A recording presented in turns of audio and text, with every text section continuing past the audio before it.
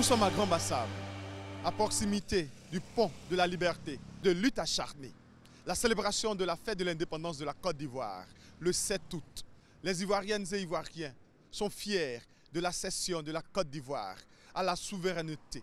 Des moments inoubliables.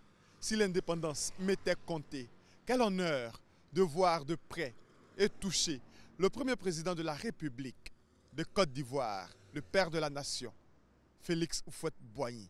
Déjà préado, Dame Conan a été honorée par le père de la nation. Elle relate les faits que lui ont contés sa tante. L'indépendance, j'étais encore bébé.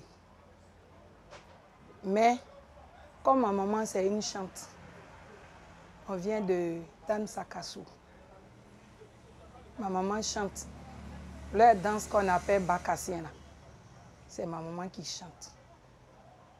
Donc, quand il y avait indépendance, moi j'étais bébé. Beaucoup de cheveux. C'est ma tante qui m'a raconté. Sinon, ma maman, elle est décédée. Ma tante aussi, elle vit, mais elle ne voit pas clair. Mais quand on va au village, elle nous appelle et puis elle nous explique. Elle dit c'est elle qui m'a mis au dos en 64.